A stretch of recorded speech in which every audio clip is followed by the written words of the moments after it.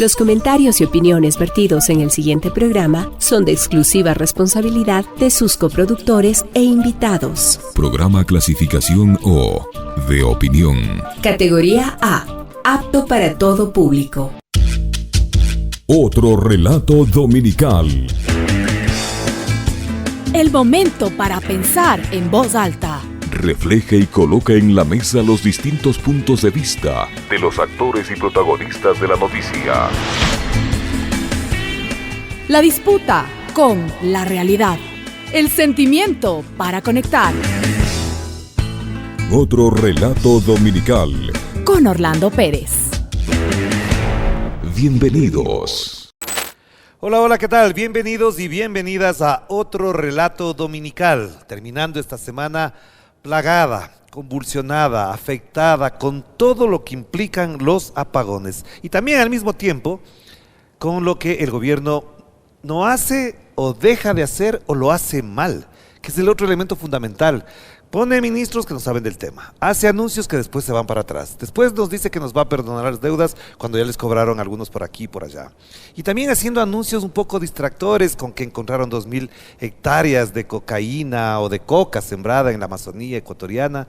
Efectivamente no dan pie con bola. Es una semana muy compleja, muy difícil además de enmarcarla dentro de algo que se pudo haber previsto, que se pudo haber trabajado y planificado para afrontarlo y resolverlo. Y también terminamos una semana con asesinatos, con masacres, con el sicariato constante y permanente, ya no solamente en provincias como Esmeraldas, Manabí, Los Ríos, o Guayas, o Santa Elena.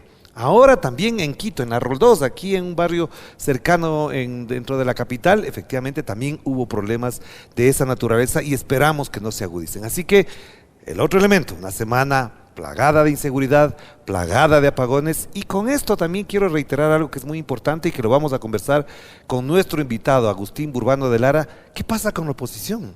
¿Cuál es la postura de la oposición? Algo se expresó Cuenca en las calles hace pocos días atrás, pero ¿y la oposición se queda colgada de la campaña electoral? ¿Asume que es un rol que debe cumplir esperando cambiar el gobierno? ¿O qué más hay que hacer?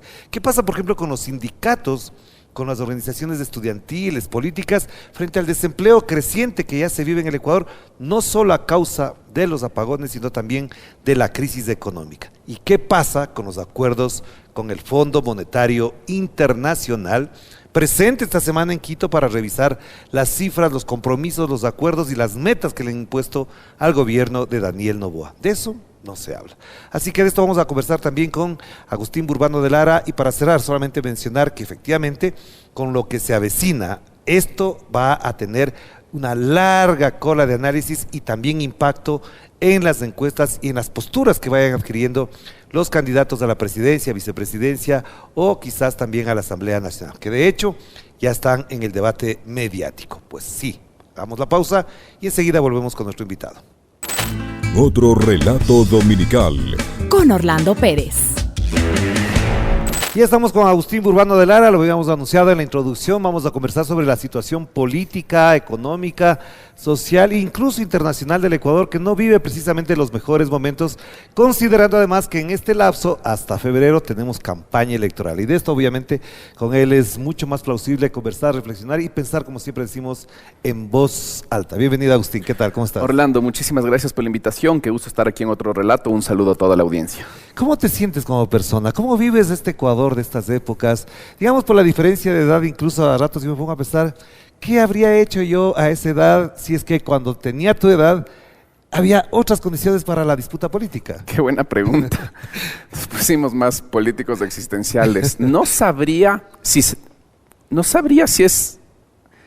Creo que es una época más difícil de procesar, que tiene sus ventajas, pero también tiene sus desventajas. Creo que tiene sus desventajas porque en los momentos en los que tú ejerciste en tu juventud y en tu vida adulta tu militancia política, había más mediaciones en la sociedad para hacer política. Y había más organizaciones, y el mundo era más orgánico, y había más sueños compartidos, y había más conciencias colectivas. Hoy el proceso de individuación se ha acelerado a tal punto que si tienes un movimiento social, una organización social, una organización política de 15 personas, y es multitud. Claro. Entonces eso es una dificultad, y es una dificultad porque todos los problemas de la vida cotidiana y el sufrimiento de la vida cotidiana que a uno le duelen porque se le hacen carne de distintas maneras, no porque estemos en el estrato menos privilegiado materialmente y simbólicamente de la sociedad, se los procesa de una manera muy individual. Entonces es un problema político muy importante. Claro, tenemos otras ventajas, y es que para bien o para mal, sabemos que la democracia liberal, por más que pueda ser un candado de fuerza para la reproducción de las desigualdades en la sociedad, también sabemos que eso nos evita que nos pongan, que nos torturen, que tengamos una picana, aunque ahora, qué sé yo, se está deteriorando mucho la condición de la democracia en el país. Claro. Entonces, lo vivo en esa ambivalencia, pero sí siento que nos están faltando mediaciones para hacer política y estructuras intermedias para hacer política. ¿Cómo te afectan los apagones? ¿En qué medida esto en tu vida cotidiana? Y hablo individualizando además en ti, que me imagino tienes tus referencias, tus contextos para hablar. ¿De qué manera te afecta en las rutinas, incluso en la capacidad y en la posibilidad de pensar con tranquilidad, con cierta holgura para medir lo que está pasando? O sea, me afecta de varias maneras. Me afecta en el tema político porque, para empezar, no puedo dejar de observar las huellas de la disputa y de la práctica y de la estrategia anticorreísta en esto. O sea, lo primero, cada vez que hay un apagón, el primer pensamiento que me asalta, Orlando, es 2016 inaugura Coca-Cola Sinclair. Sí. Saben Desde el 2019, desde el 2018 que empezó el proceso erosivo, desde el 2020 ya sabían que se fue la cascada de San Rafael. 2022 es una consultoría muy importante con expertos norteamericanos, con expertos de muchas partes del hemisferio occidental para proponer soluciones. Se cierra la consultoría en 2022. Estamos en 2024 y no hacen nada por arreglar. ¿Y por qué no hacen nada? Porque cuando llegue la erosión regresiva a la infraestructura de captación, ¿qué es lo que quieren? Que se destruya todo y decir es culpa de Correa. Entonces, para empezar, me desespera hasta qué punto. O sea, estamos con apagones de 10, 12 horas al día, pero el anticorreísmo como práctica política, como bien dijo el David Chávez hace un mes acá, el anticorreísmo como una forma de entender el mundo político, como una forma de ascender social, de ascender políticamente hacia arriba, de ascender en las instituciones del Estado. Con el anticorreísmo asciendes en Contraloría, con el anticorreísmo asciendes en Fiscalía, con el anticorreísmo asciendes en Corte Nacional de Justicia. Es una estrategia de movilidad social ascendente en el Estado. Entonces, me apena muchísimo cómo están dispuestos a destruir el país con tal de que el correísmo no vuelva a ser una opción, una alternativa política electoral para construir un proyecto que nos saque de donde estamos. Pero igual, Agustín, esto que acabas de mencionar también nos lleva a pensar que si a ti te provoca esto, ¿por qué eso no se traduce en la discusión de la cotidianidad en la gente, de los sectores medios que normalmente hacen la lógica política para la discusión y la disputa hacia arriba? ¿Por qué se ha estancado y se ha dominado por este anticorreísmo que incluso a veces es medio facho? Es decir, echarle la culpa al otro siempre y además decir, este señor que nos gobierna es la víctima prácticamente. Medio por ser delicado. Sí. Medio por ser delicado, Sí, porque cuando vemos que el anticorreísmo pudo sacrificar a un referente político suyo, que pudo asesinar a un referente político suyo, para que Luisa no gane las elecciones, creo que el adjetivo facho, medio facho, se nos queda. Sí. Entonces, eso en primer lugar. En segundo, lo que te diría es, claro, ahora lo vemos con hidroeléctrica, pero pucha, lo podemos ver también en el sistema de justicia. Entonces ahí se me desespera de nuevo. Ya voy a regresar a la reflexión del sistema de justicia, voy a responder primero a tu pregunta. Creo que hay dos variables ahí. Primero, creo que quienes estamos en una posición un poco más privilegiada para irradiar sentidos, sí estamos fallando en nuestro rol de intelectuales orgánicos. Y estamos fallando en nuestro rol de intelectuales orgánicos no porque individualmente carezcamos de capacidades, sino porque no estamos discutiendo colectivamente, no estamos haciendo política colectivamente, no estamos construyendo matrices de líneas argumentales de forma coordinada, no tenemos una estrategia unificada. Y hay distintas personas que dicen lo que ven en el mundo de manera individual y de manera aislada y ni siquiera logramos ensamblar un discurso de conjunto que empieza a construir creencias movilizadoras. Entonces, sí estamos fallando en nuestro rol de intelectualidad orgánica y asumo mi parte, porque muchas veces digo, quiero hacer política y necesito sentarme a conversar con otra gente para que por lo menos podamos ensamblar un discurso unificado. A ver, y esto no es algo que nos estemos inventando y que nunca se hizo. O sea, por favor, si uno de los grandes logros de la Revolución Ciudadana de todo el periodo fue que logró sembrar creencias movilizadoras y los grandes temas nacionales, la Revolución Ciudadana logró comunicar a qué significa eso en mi vida cotidiana, tal como tú me dices, Sí. ¿qué ha sentido con los apagones? En la Revolución Ciudadana sabíamos comunicar eso, cómo lo nacional y aquello que podría ser estratosférico impacta en mi vida cotidiana. Eso no estamos haciendo. Pero además tú acabas de mencionar eso porque a mí, te lo digo en particular, esta quizás una anécdota, entre comillas, porque las anécdotas también tienen su parte cruda. Convocar a realizar un foro entre más de 3 o 4 o 5 personas cuesta trabajo. Y te digo, por ejemplo, gente de la Flaxo, Ruta Crítica, La Colmena, reunirnos para poder hablar así sin necesidad de cámaras, cuesta trabajo, es decir, duro. De hecho, ha habido iniciativas, conformemos el Frente Tal, el no sé cuánto, antes no sé qué, y resulta muy duro ahora hacer eso. ¿Por qué? Resulta muy duro porque la vida cotidiana es dura, porque quienes tenemos una posición un poquito más privilegiada en la estructura económica, en el mercado laboral, en este momento empezamos a ser parte de redes de apoyo de otras personas que ya han ido cayendo del Es verdad, del sí. lado de la desventaja, y eso es algo así. Sí. Y también ocurre porque yo sí creo que comparado con 20, 30 años atrás, literal, nuestra tasa de explotación ha crecido. Sí. O sea, yo no creo que hace 20, 30 años salías del trabajo tan exhausto en la jornada de 8 horas como sales ahora. O sigues trabajando en la casa hasta el otro O día. sigas trabajando en la casa hasta el otro. O sea, entonces de verdad creo que el mundo se ha complejizado de una manera y nosotros no hemos respondido organizativamente de una manera en que eso no puede impactar negativamente en nuestra carga de trabajo. Ajá. O sea, yo entiendo que a veces cuando dices hagamos política, reunamos a conversar, para mucha gente puede ser cansado, para mucha gente puede ser dejar de lado el tiempo de cuidado de sus hijos o sus hijas, dejar desordenada la casa un mes más, no verles a tus viejos que necesitan, o sea, hay muchísimas razones, Claro. pero no estamos problematizando esto políticamente y no estamos respondiendo esto colectivamente. Por ejemplo, hay algo que nos atraviesa mucho a quienes estamos en el Estado y es cómo concilias tu vida familiar con tu trabajo. Ajá. Pero lo resolvemos individualmente, pero no somos capaces de hacer una reunión en los lugares donde estamos y decir, a ver, si trabajamos 12 horas, no está siendo sostenible nuestro trabajo porque estamos dejando botadas a nuestra familia y ninguna revolución vale un padre ausente. Claro. No estamos problematizando las cosas, entonces también creo que ahí hay un déficit.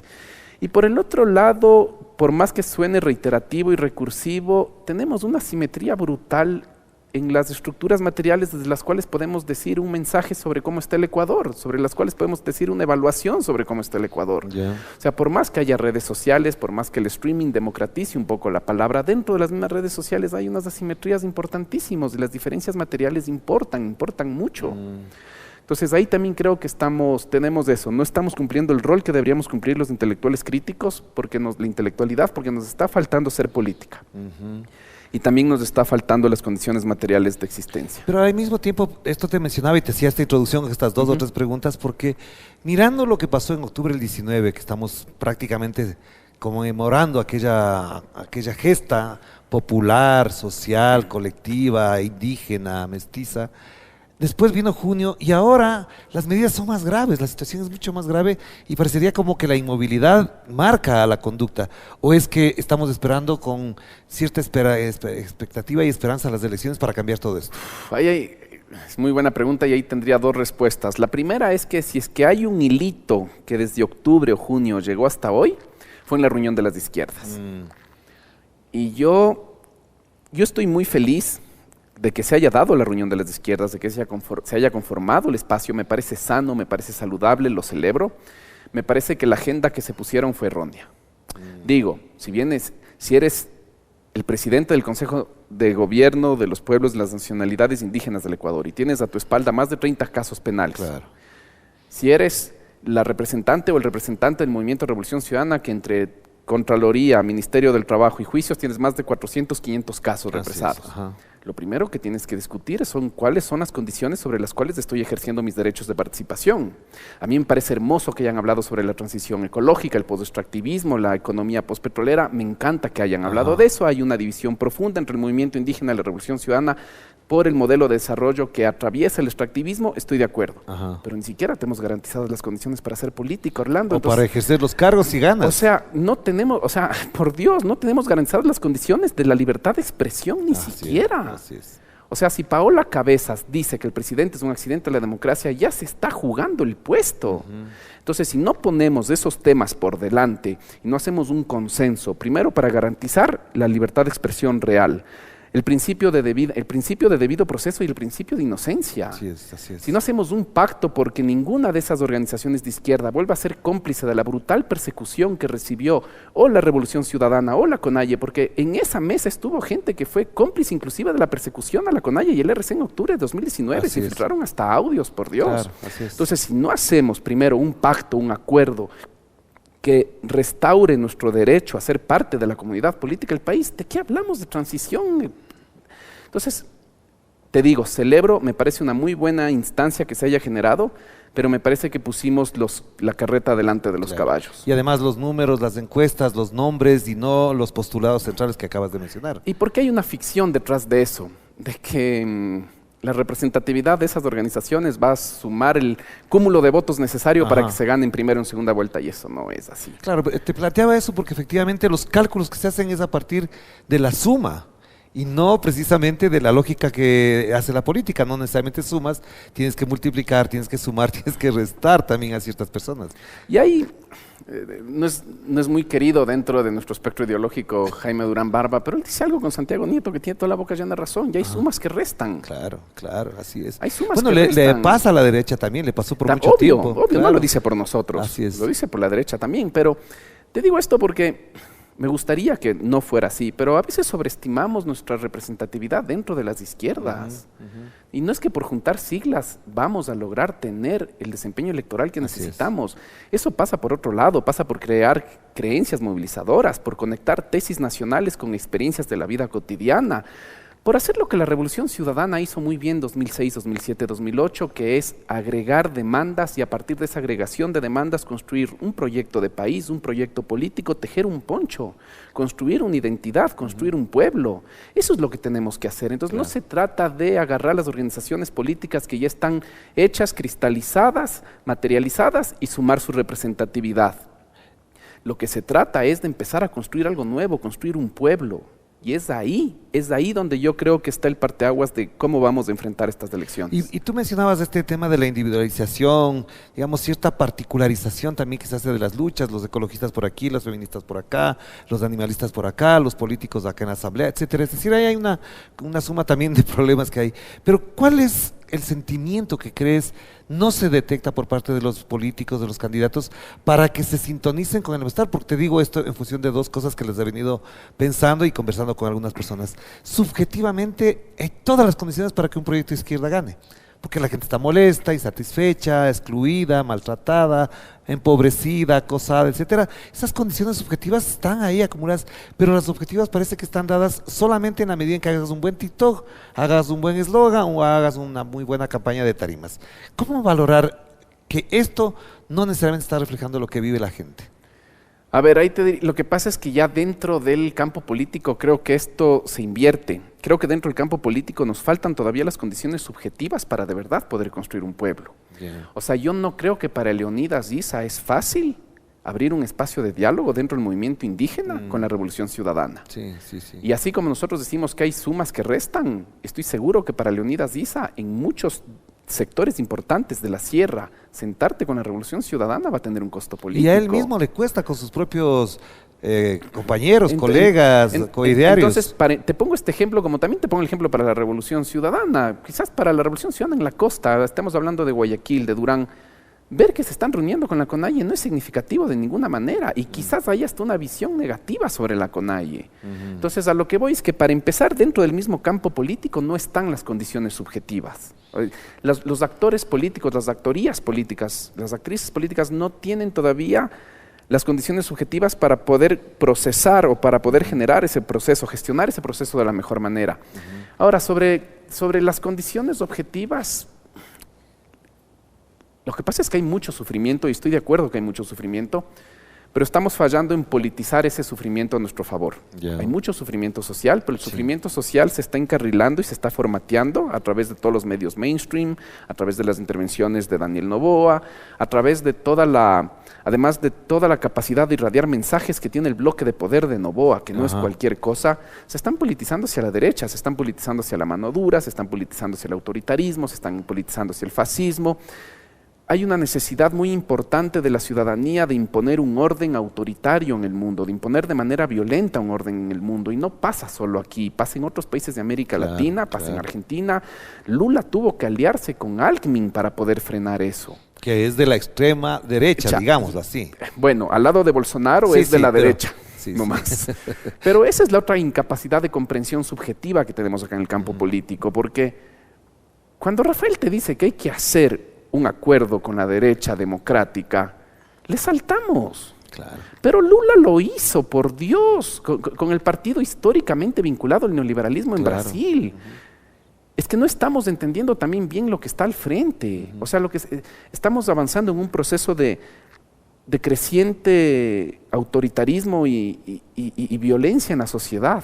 Y no estamos midiendo bien eso. O sea, Lula lo tuvo muy claro. Nosotros acá no lo estamos viendo claro. Entonces, por eso te digo, también dentro del campo político, intelectual, las condiciones subjetivas están faltando. Pero también es cierto que esto que estamos hablando posiblemente no es el centro de la conversación para poder explorar estas posibilidades y estas reflexiones que ayuden a aunar esfuerzos, ideas, en función de, no de la unidad como un símbolo, sino como la unidad de propósitos y de alternativas posibles al neoliberalismo crudo que estamos viviendo. Sí, no, y ahí dices la palabra clave unidad, porque aquí hablamos de unidad y parece que ya nos vamos a ir al matrimonio. Sí. No se trata de casarse. Se confunde unidad con pacto, con acuerdo por debajo de la mesa. Y además ya orgánicamente nos vamos a fusionar. No se trata de eso.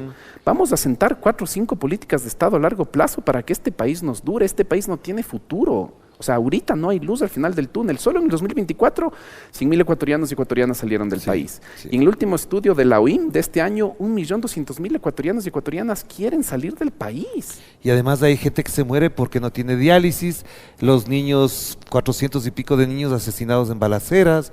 Sí, no es cualquier cosa, pues. Y sostener el país, hacer que en este país haya un futuro, que haya un futuro común en estas tierras, incluye pactar con la derecha democrática, incluye pactar con la CONAIE, incluye pactar con la Revolución Ciudadana, incluye pactar con una multiplicidad de actorías, con las agendas de justicia ambiental, con las agendas de justicia de género, con los feminismos, con las organizaciones feministas. Pero sí nos está faltando las condiciones subjetivas. Pero ¿a quién le verías como esa derecha democrática en este escenario actual? En este país ahorita. A ver, pucha, lo que pasa es que los itinerarios nos desdibujan, pero si Henry Cucalón no se hubiera ido con Lasso, yo te hubiera dicho que él era uno de sus posibles actores.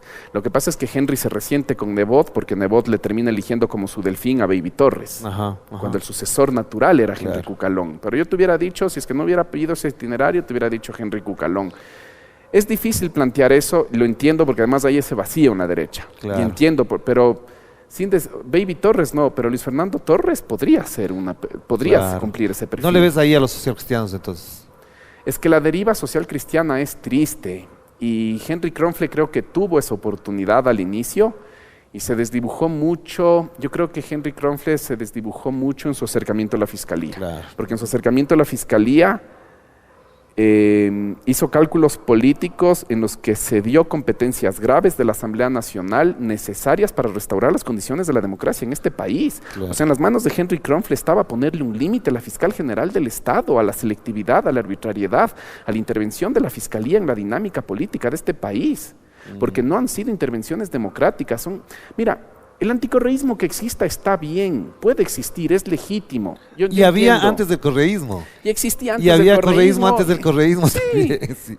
Lo que no está bien es que el anticorreísmo ha gestionado sus intereses de manera antidemocrática. Sí, exacto. Y ahí el alfil es la Fiscalía General del Estado. Y quien estaba llamado a restaurar esas condiciones democráticas era la Asamblea Nacional y Henry Kronfle se sometió a los designios de la fiscal general del Estado. Entonces ahí te digo, él que podría haber sido esa figura se desdibujó y se desdibujó mucho. Y otro tema que en función de lo que acabas de mencionar tenía para más adelante, pero no quiero dejarlo pasar.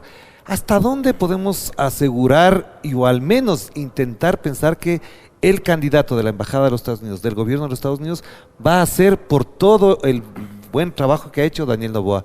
Porque lo que hemos visto en los últimos días es, primero le aparece una noticia de que no le dan la vista a Estados Unidos, a Correa y a Glass. Después la Corte Constitucional le autoriza hacer las las bases extranjeras y después aparecen las hectáreas, las 2.000 hectáreas de cocaína como para justificar todo el emblemático trabajo de la embajada. ¿Es Daniel Noboa el candidato de los Estados Unidos y no habrá otro como él? Yo no sé. Es que de verdad eso no sé. Yo no sé si Daniel Noboa es el candidato. Yo creo que la embajada es parte de este repertorio y de esta estrategia anticorreísta. Sí, entonces yo creo que la embajada tiene un portafolio. Y si Daniel Noboa se sigue desdibujando, a mí hay un elemento que me hace pensar que sí se está desdibujando. Es el primer mes en el que no se filtran encuestas. Y si no se filtran encuestas es porque hay alguien poniendo dinero para que las encuestas no se filtren. Entonces yo sí creo que hay un golpe importante, Daniel Noboa. Creo que con el tema de seguridad posteriormente lo podría recuperar, bueno, ese es otro tema, pero sí creo que la embajada podría estar pensando que Jan Topic podría ser otro alfil. Acuérdate que Daniel Noboa al principio no tenía tanta cercanía a la embajada. De hecho, todo su relacionamiento con Rusia, toda su postura respecto de las ventas de armas a Rusia en el tema de Ucrania, bueno, no era tan... Yo creo que le tomó a la doctrina hemisférica negociar con Daniel Noboa, lo logró hacer. Creo que Jan Topic tampoco sería alguien con quien podrían negociar tan fácil, pero creo que a la larga lo podrían hacer, porque hay intereses de fondo ahí que les coaliga.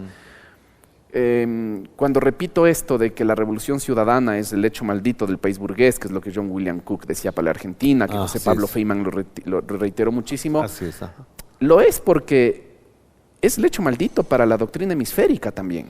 Claro. Entonces, o sea, lo que diría en otras palabras también es que Estados Unidos no va a aceptar una nueva ola progresista. Y tomando en cuenta dos cosas. La una es que efectivamente estos gobiernos progresistas frenaron algunas cosas, se desarrollaron autónomamente, y por otro lado es frenar el ingreso de China. Es frenar el ingreso de China porque China tuvo una estrategia que Estados Unidos nunca ha tenido, y es, a China le interesan nuestros recursos naturales, entonces China accedía a nuestros recursos naturales, nos daba crédito, y ¿qué hacía China? China no condiciona nuestro modelo de desarrollo. Claro. China condiciona el flujo de los recursos y hace que un porcentaje sea contratado con empresas chinas, pero no condiciona la política económica. Claro, no te pone un recetario ahí. Los Estados Unidos te condicionan el modelo de desarrollo y no sé hasta qué punto pueden ahora empezar a condicionar el flujo de los recursos con empresas norteamericanas. Pero sí nos dimos cuenta en América Latina que entre la opción de tener a China y que te condicione solamente parte del flujo de los recursos, no el modelo de desarrollo, o ir a los Estados Unidos y a multilaterales de la doctrina hemisférica que te condicionan el modelo de desarrollo, era mejor ir a China. Entonces sí creo que hay algo que los Estados Unidos están queriendo recuperar en el continente, y en el cual proyectos políticos como la Revolución Ciudadana, como el MAS en Bolivia, como la misma concertación en Chile, como el PT en Brasil, como el kirchnerismo en Argentina, son proyectos... Petro en Colombia. Petro en Colombia, claro. La experiencia de Morena en México, son proyectos que ponen freno a sus intereses geopolíticos en la región. Claro, entonces para volver, digamos, a lo más local o más doméstico, si ese es el panorama, ¿cómo ves las posibilidades para las elecciones próximas? ¿Hasta dónde el rol, y voy a entrar de abajo para arriba, el rol que jueguen Pedro Granja, Rabascal y otras personas, el propio Leonidas Diza, puede condicionar lo que le preguntaba Rafael Correa la semana pasada? Es la actoría real de la política, no del discurso mediático, del spot publicitario. ¿Hasta dónde ellos pueden alimentar ese debate también? Te voy a responder, solo que se me quedó un indicador durísimo de la pregunta anterior. La ruptura de Alianza País entre Lenín Moreno y Rafael Correa estuvo condicionada geopolíticamente. Claro, y tú ves de eso, cómo se da la transición de quienes tuvieron la rectoría en los sectores de los recursos energéticos, renovables y no renovables, entre el gobierno de Rafael Correa y el gobierno de Lenín Moreno. Ni bien llegó Lenín Moreno, entró Schlumberger y entró Halliburton. Claro. Entonces es imposible no ver una dinámica geopolítica en eso. Hay una dinámica geopolítica. Con todo lo que implicó también Julian Assange, ¿no? Con todo lo que implicó Julian, con un montón de cosas, pero ahí hay una dinámica geopolítica operando. Claro. Adentro del mismo verdad. Alianza País. Entonces, regresando ahora a lo que me dices de Rabascal, que me dices de Pedro Granja, de Leonidas Diza mismo, que alimenten el debate de la política, no digo que alimenten el debate del proselitismo solamente. A ver, lo que pasa es que ahí yo separaría. Yo creo que Rabascal es una persona a quienes valoramos muy bien, quienes estamos dentro de la conversación política y consumimos política y nos drogamos con política todos los días, porque conocemos sus aptitudes, porque sabemos que podría llenar ese hueco de una burguesía nacionalista que el Ecuador, desde que murió Maldonado Lince, no volvió a tener. Me da pena de Rabascal a veces porque es un político sin sujeto social. Claro. Rabascal está buscando una... Por más que se haya afiliado a la izquierda democrática. No tiene sujeto social a quien representar. Sí. Esa es la tragedia de Rabascal. Sí.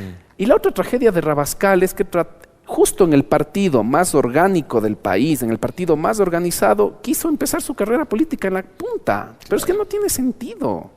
Tenías que empezar abajo, hay que hacer carrera. Que además le están cuestionando porque los estatutos de la propia izquierda democrática dicen que para ser candidato hay que tener 2 años de militancia, yo hablo del haber RC. pasado los cursos de capacitación, etcétera. Yo hablo del RC. No puedes decir al RC, quiero militar en el RC y quiero empezar de presidente. Sí, es que, perdóname, no puedes. Por más que reconozcamos tus virtudes, no puedes. Y aquí está el tema. Hay un reconocimiento, Rabascal, de sus virtudes entre quienes conocemos la política, pero no en las masas ni en las mayorías, y hay todo un trabajo que hacer. Entonces, le veo a Rabascal en ese límite.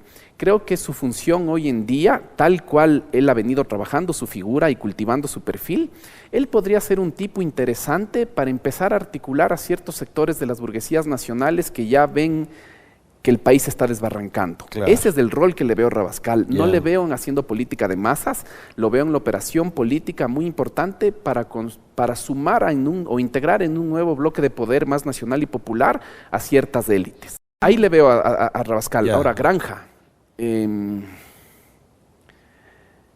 Hay algo que no me gusta de Granja y es la facilidad con la que puede terminar en conversaciones de agresión. Y esto volvemos a los límites subjetivos, porque, a ver, si queremos que entre la Revolución Ciudadana y la CONAIE haya diálogo, tienen que haber personas de allá adentro, digo, qué sé yo, la Paola Pavón y alguien más de la CONAIE, no sé, me voy a inventar la Naira, no sé, que se tengan estima, que se tengan cariño, que no puedan decirse de la noche a la mañana, tú eres una vendida, eres una tal por cual, eres una...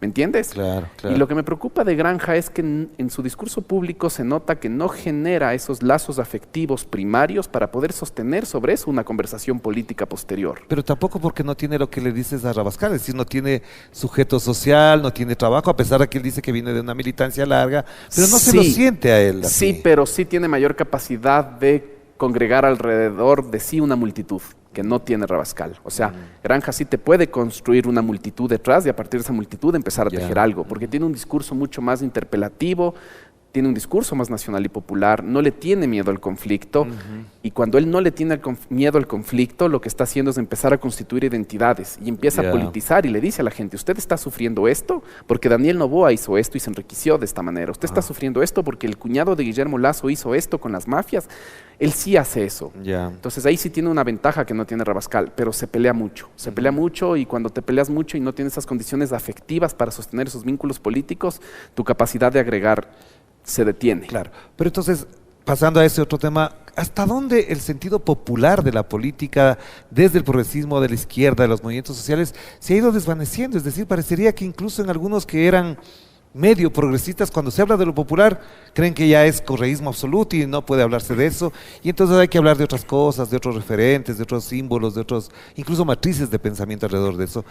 ¿Por qué se ha perdido lo popular? ¿Por qué no está en el lenguaje político de los progresistas, de los de izquierda, lo popular? Chuta, si regresamos a ver la Revolución Ciudadana del 2006, la respuesta está ahí, al frente. Porque lo popular no es homogéneo en este país. Porque en un país donde tenemos formas societales tan diversas, entre la sierra, la costa, la Amazonía, y dentro de la misma sierra, y dentro de la misma costa, y dentro de la misma Amazonía, representar lo popular requiere de actorías específicas muy distintas. Y si tú ves la Revolución Ciudadana en sus orígenes, para representar lo popular en la costa estaban unas actorías específicas, donde estaba el mismo Rafael, donde estaba el Ricardo, donde estaba el hermano de Ricardo, donde estaba la misma Marcela, donde estaba la Paola, donde estaban muchísimas otras. Sí, es verdad. Para representar lo popular en la sierra le tenías, qué sé yo, le tenías al Galo, estabas vos, estaba la Betty, estaba la Doris, estaba el Corcho, habían otras actorías, estaba el Taita Miguel Yu, habían otras actorías. Es verdad, sí. Entonces, en la Amazonía, donde al principio tuvimos una muy buena votación, después se fue perdiendo, estaba el Carlos Viteri, tuvimos siempre una llegada buenísima a nivel político había una división del trabajo de representar lo popular. Eso ya no existe hoy en día. O sea, perdón, lo voy a decir así abiertamente, pero cuando le mandas en campaña electoral a Pierina Correa a dirigir la campaña en la Sierra Centro, ahí te das cuenta que no estamos haciendo bien la división del trabajo para representar lo popular. Claro. Entonces, yo creo que viene por ahí. Nos está faltando dentro de la Revolución Ciudadana la heterogeneidad necesaria para poder representar realmente a las formas específicas y concretas que lo popular tiene en cada región del país. Ya. ¿Y tú crees que efectivamente eso, por ejemplo, no caló, no llegó, no se profundizó en las elecciones de febrero del 2023 cuando gana Paola, Pavel, Aquiles, Marcela, Leonardo Orlando, Jota en Azuay? Sí. ¿Crees que esas elecciones también diluyeron esa posibilidad? No, creo que lograron sostener un proceso de desacumulación que veníamos experimentando en la RC y lograron contener por primera vez. Ya.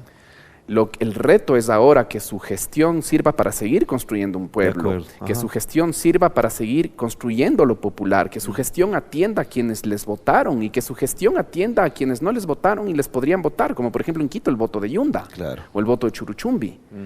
Creo que ese es el desafío. Ya. Pero creo que más bien es una forma de haberle puesto a ese proceso de desacumulación, de haberle puesto un pare y empezar a invertir esa dinámica. Claro. Pero, claro, hubo un muy buen desempeño en las elecciones seccionales, pero como te digo, la selección, los nombres que habían en ese 2006, 2007, 2008, 2009, no es comparable a lo que tenemos ahora. La Revolución Ciudadana, por las disputas internas, por las cuestiones geopolíticas, por la persecución, por el desgaste, por 10.000 cosas, perdió muchos cuadros y no ha hecho el proceso necesario, no caigamos en el discurso de la formación, de la renovación, pero de acumular. Una organización política tiene que acumular permanentemente identidades políticas y no está haciendo eso. Ahora, en función de esto que acabas de mencionar, también hay otro elemento que es muy delicado, muy sensible a la gente y es el miedo. Yo creo que sí, efectivamente hay un miedo general de muchas personas que tienen temor, pero también la otra es un agotamiento de eso que algunos llamamos la ilusión movilizadora, es decir, el afán de decir vamos a seguir luchando. Siento que hay un cansancio en cierta gente que dice, pero ¿para qué otra vez? Otra campaña, ¿y qué va a pasar? Entonces el miedo con una cierta desilusión y cansancio, ¿cómo lo valoras? Pero hay miedo y otra vez volvemos al inicio de la entrevista. Hay miedo y el miedo es peor porque lo estamos viviendo individualmente, para empezar, primero. Segundo, hay miedo y no tenemos estrategias definidas y colectivas frente al miedo, porque hay unas personas que están reaccionando al miedo tratando de construir vínculos con esos desgraciados y desgraciadas que te dicen narcotraficante, terrorista, delincuente. Con esos no hay diálogo posible. Pero hay personas que están tratando de construir un diálogo con ellos, ¿ya? Y hay otras personas que están respondiendo al miedo de decir simplemente no voy a participar. Pero otra vez, regresamos al principio de la entrevista, yo también tengo miedo y muchas personas a nuestro alrededor tienen miedo. Pero ¿cuál es la forma de responder al miedo? Haber aprovechado ese espacio de la reunión de las izquierdas para politizar nuestro miedo y para nombrar nuestros miedos y quiénes están provocando nuestros miedos y quiénes están produciendo las experiencias de nuestra vida cotidiana que nos dan miedo.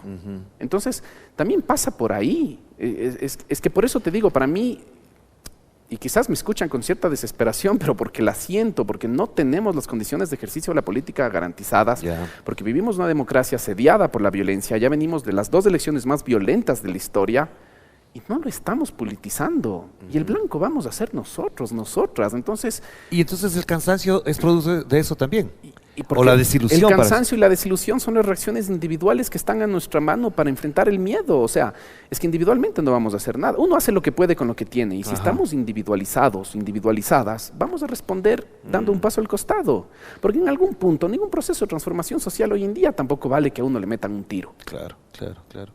Y además en otras circunstancias era heroico. Ahora parece ser un gil que se deja matar ahí. Sí. Ahora, no quiero dejar de tocar contigo un elemento que es fundamental también, es el rol que juegan y van a jugar los medios de comunicación, los influencers, los entrevistadores, los que pasan como periodistas y no son periodistas sino políticos. ¿Hasta dónde eso ya forma parte de la estructura de discusión y de reflexión de la política? Con lo que implica además que estas personas, ya sabemos, desde la pauta, desde la conexión política, puedan estar generando una cierta corriente a favor de algo. Claro, es que, y ahí regresamos, hay condiciones asimétricas para que impartamos una visión sobre el mundo, porque los influencers al fin y al cabo, primero, construyen su audiencia como mercancía y son a sí mismos mercancía. Exacto. Entonces, comprar su opinión es fácil. Vamos, lo vemos con Tiempo Real. Tiempo Real es un portal liderado por gente que fue parte de la Revolución Ciudadana. Es que aquí tenemos que empezar a nombrar las cosas también. Sí. Y se venden al mejor postor. Claro. Entonces, te digo esto porque las transformaciones que ha tenido la estructura sobre la que se produce la conversación pública sí ha hecho lamentablemente que el mercado cada vez pueda comprar más discursos. Y eso se nota en las redes sociales, se nota en Twitter, se nota en YouTube, se nota en un montón de lugares. Y ahí también, ¿qué es lo que tenemos? Ahí sí, ahí le veo un rol importantísimo a Rabascal. Rabascal sería la persona que podría juntar capitales para tener un medio de comunicación que tenga una postura nacional, democrático y popular. Que quiera construir un futuro en este país. Pero otra vez, no tenemos claridad en cuál es el rol que tenemos que cumplir aquí. Pero yo creo que si empezamos a conversar política, si empezamos a conversar colectivamente y empezamos a ver cuál es el rol que tiene que ocupar hoy en día cada uno de nosotras y de nosotros en el momento histórico que estamos, vamos a poder construir algo más potente. Porque te menciono esto a propósito incluso de tu propia participación en los medios. Te vetan. Porque eres Agustín Burbano de Lara, que se identifica con el correísmo, con una corriente progresista, y resulta que esa voz disonante no va a entrar en determinados medios. Y por haberme quedado en Alianza País hasta mayo del 2018, también me vetan dentro del mismo movimiento. También. Entonces, nos faltan condiciones claro, subjetivas, claro. nos falta procesar cosas. Entonces, sí. O sea, por eso te digo... ¿Y la academia cómo la ves? Porque efectivamente tú estás hablando hace minutos atrás de los intelectuales, de todo lo que implicó en los 90, los 2000, Montecristi, que estaba lleno de intelectuales. Yo fui secretario de comunicación y te juro que me encontré con toda la plana mayor y con los emergentes intelectuales. Tú también creo que estabas por ahí, que hablaban, entraban a las comisiones a aportar, y ahora les vemos prácticamente a veces tuiteando y a veces escribiendo. Yo era guambrito, ojalá hubiera estado en Montecristi, estaba en Argentina estudiando, pero... Verás, yo creo que la academia es un espacio que hoy en día está perdido para quienes tenemos un proyecto de país más nacional o plurinacional democrático popular. O sea, sinceramente, creo que la academia es una de las primeras instancias que retomó esta dinámica prebendaria de la cual el David siempre habla. Fue una de las primeras instancias que cayó en esta dinámica clientelista con el gobierno de Moreno, y eso se lo puede ver. Yo creo que la disputa dentro de la academia está perdida, y creo que hay mucho que hacer ahí. Pero no solo pasa en la academia, o sea, se perdieron las universidades. Más allá de la academia se han perdido las universidades. Orlando, perdimos las iglesias. O sea, ¿cuántos curas rojos tenemos hoy en día? Perdimos las iglesias. O sea, en las biografías de la gente de tu generación, ¿cuántos curas no están metidos? Hoy en día los perdimos enteros. Algunos están escondidos. Pero los perdimos. Están escondidos, sí, es verdad. Perdimos los medios de comunicación. Sí. Por la dinámica, por el ascenso del mercado, por la mercantilización de la opinión, por un montón de cosas, perdimos los medios de comunicación, y uno empieza a ver qué estructuras intermedias de la sociedad civil hay para sostener, para resistir al neoliberalismo, y te das cuenta que ahí es donde hay que hacer el trabajo. Claro. Es ahí donde hay que hacer el trabajo. Se han perdido los sindicatos. No hay. No aparece, no se reúnen, no se ven. El país de los 80s queda tan lejos hoy en día, pero queda el país en el que el Pepe Chávez tenía algo para decir sobre cuál era el destino del Ecuador. Es un país que ya no existe. Yo le decía medio en broma y medio en serio también a un amigo que el libro Historia del Movimiento Obrero de Patricio Icaza, con el cual trabajé un tiempo y me gustó trabajar con él, aprendí un montón, prácticamente se acabó en el año 2000. Es decir, si uno revisa la historia del movimiento obrero, que por supuesto lo mataron antes a Patricio Icaza, pero el 2000 se acabó. Se acabó, entonces ya no hay movimiento obrero ahí. Y quizás el último gesto, y no puedo creer, porque yo marchaba detrás de Fernando Villavicencio en la lucha contra el ALCA, a que veas cómo da vueltas del mundo, porque era sindicalista petrolero desde su rol de comunicador. Pero sí te diría que... es que el sindicalismo también cayó en este mecanismo prebendario. Sí. O sea, cuando se da la última huelga importante en este país, que es la huelga de Explosen, la primera reacción de muchos liderazgos dentro del mundo sindical fue: vamos a negociar. Claro.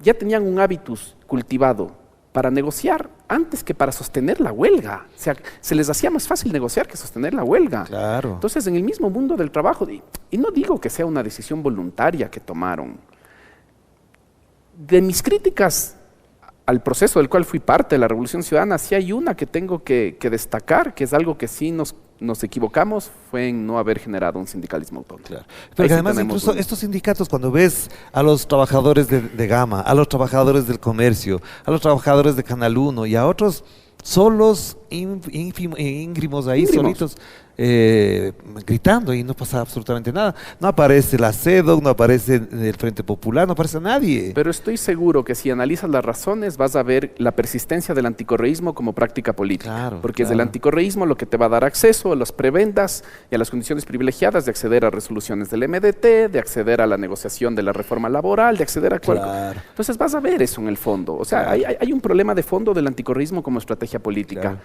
La otra cosa que te iba a decir de la academia, porque me olvidé decirte en la pregunta anterior, es que se ha vuelto una credencial de libertad de pensamiento criticar a la revolución ciudadana en la academia. Claro. Si no te votan de la O universidad. sea, para 2014, además, si tú quieres caer en esta matriz liberal de que yo soy un libre pensador, tu credencial se gana cuando criticas a la revolución ciudadana. Sí. 2014 ya habían unos 7, 8 libros en contra de la revolución ciudadana. Claro. ¿Cuántos libros hay hoy en contra de Daniel Noboa, de Nada. Guillermo Lazo, Lenin Moreno? Los de octubre, no hay más. Claro, los que hemos hecho en Ruta Crítica, el libro de Moreno y el Fracalazo. Por Dios, y en la Nada más. y en la prensa pasa lo mismo. Sí, es en la verdad. prensa, contra la revolución ciudadana, eres un periodista que se enfrenta al poder, en una dimensión además ultraliberal, súper restringida del poder, porque el poder no está en el Estado, aunque Así sí es. está, pero no está primariamente en el Estado. Así es.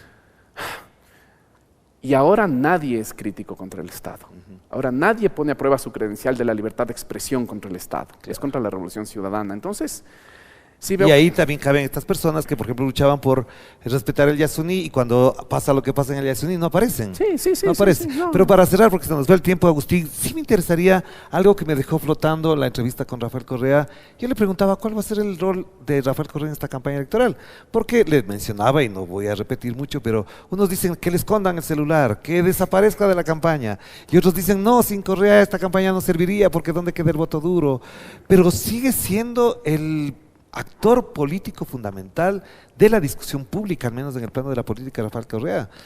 Algunos dicen para bien, otros dicen para mal. A mí me parece que es muy importante lo que él hace en función de esta lógica de la que estamos hablando, más allá de lo que digan otros. ¿Cuál debería ser el rol? ¿Cómo mirar a ese potente actor político llamado Rafael Correa? A ver, a mí me gustaría, si podría hablarle cara a cara a Rafael, bueno, para empezar, el movimiento es Revolución Ciudadana, pero se lo conoce como correísmo y se lo conoce por algo. Entonces, esto de empezar a aspirar a un correísmo sin Correa es una alucinación del tipo el peronismo sin Perón. ¿Ya? Hay un significante antropológico muy potente que es Rafael Correa, que excede al significante de la Revolución Ciudadana y que excede a cualquier otro significante de ahí. Entonces, es lo primero. Plantear eso es una locura. Lo segundo, ¿qué le diría a Rafael Correa? Que tiene que tratar de volver a hacer lo que hizo en 2006, que es rodearse de la gente que tenga la mayor capacidad de representatividad y la mayor cantidad de experiencias alrededor suyo. Y que el plano afectivo quede un poco en segundo lugar en este momento, porque lo que necesita la Revolución Ciudadana es acumular. Y para acumular se necesita tener a gente que realmente represente y movilice a su alrededor. Entonces le diría eso, que hay que... Esto de esconderle el celular a Rafael, que diga, que no diga, de controlarle el discurso, es que no se trata de lo que diga o lo que deje de decir. Hay que pedirle que retomemos el gesto del 2006. Aquí vamos a tejer. ¿Y cómo vamos a tejer? Con todo aquello que está vivo, politizando y movilizándose en la sociedad civil. Claro. Y una última pregunta entonces, y es una argucia periodística que a veces sirve para reflexionar. Estamos en el año 2024. Si tú estuvieses en el año 2050, ¿cómo valorarías y calificarías de este año? Y te lo digo, no te adelanto cosas, pero te diría es como el año donde uno dice, o de aquí salimos para recuperar cosas, sueños, o de aquí fue la tumba. Pucha, no sé. No sé porque yo ya pensé que eso se estaba jugando en las elecciones anteriores y siempre se puede estar peor. Claro. O sea, Ecuador viene demostrando que cada vez se puede estar peor. Veo que si se sigue profundizando la trayectoria actual, sí vamos a tener una diáspora de ecuatorianos y ecuatorianas ya comparable en términos proporcionales a lo de Venezuela. Claro. O sea, eso lo estoy viendo. Voy a ver familias desgarradas, voy a ver lazos sociales rotos y sí voy a ver muchos adolescentes, sobre todo adolescentes varones, a los cuales se les va a seguir haciendo racional participar de economías ilícitas, de economías criminales, para poder llegar a ser alguien. O lúdicas y de entretenimiento, claro. Para llegar a ser alguien. Claro. O sea, las estrategias, antes el problema era que para llegar a ser alguien y llegar a fin de mes ibas al sector de la economía informal. Hoy en día el problema es que para llegar a ser alguien y llegar a ser fin de mes y poder cumplir tu rol de proveedor y tu subsistencia y todo, tienes que meterte en la economía criminal. Claro. Y si estás ocupando ese espacio y ese tiempo de alguien que vive en Durán o en Esmeraldas o en Quito, donde sea, que se mete dentro de una economía criminal, si estamos ocupando ese lugar específico y nos atraviesa esa biografía personal, vamos a ver que fue una decisión totalmente racional. Y ese es el problema, que objetivamente las políticas del Estado obeso, de neoliberalismo, de privatización, de todo lo que estamos viviendo, de cero gasto en bienestar público, lo que están construyendo es que meterte en una organización criminal sea una opción totalmente racional para llegar a ser alguien. Y eso es lo que no se está entendiendo. Y ya se vivió en Colombia, se vivió en México y se vive de alguna manera todavía muy intensamente en Brasil. Y se está volviendo acá. Y entonces, esta pregunta sí es clara. De ganar el progresismo va a ser muy difícil gobernar, muy complicado gobernar, porque se activarán otra vez todos los anticorreísmos desde la cultura, desde la academia, desde los sindicatos, desde las cámaras, se activarán todo eso. Ganando el correísmo la va a tener muy difícil. Y ahí tenemos dos opciones. O hacer la gran Alberto Fernández, de tratar de quedar bien con todos y todas, y tirar abajo el proyecto político y haber generado suficiente frustración para que suba un Milei. O hay que saber que estás en un juego en sentido metafórico de morir o matar, que te van a matar y vas a morir o matar y tienes que hacer conflicto político y disputar. Y sí siento que lamentablemente por las condiciones adversas que tenemos, de que tenemos en contra la Contraloría General del Estado, tenemos en contra la Fiscalía General del Estado, tenemos en contra la Policía Nacional, tenemos en contra tenemos en contra muchos poderes públicos, entonces tenemos miedo al conflicto. Pero al mismo tiempo, y la ambivalencia y la tragedia que nos pasa es que lamentablemente el conflicto es de momento la única salida por la cual veo que podemos acumular y construir el bloque de poder, de sustentación necesario para que si es que llega a ganar el progresismo, no nos coman a los 2 años. Claro que sí. Gracias, Agustín. Muchísimas gracias, Orlando. Ha sido un gusto conversar contigo y gracias a ustedes por acompañarnos también en esta reflexión, como siempre decimos, en voz alta, aquí en otro relato dominical. Efectivamente, lo que viene por delante es duro, difícil, pero también fascinante para el análisis, para la conversación, como la que hemos sostenido con Agustín Burbano de Lara. Nos vemos la próxima. Otro relato dominical. Con Orlando Pérez.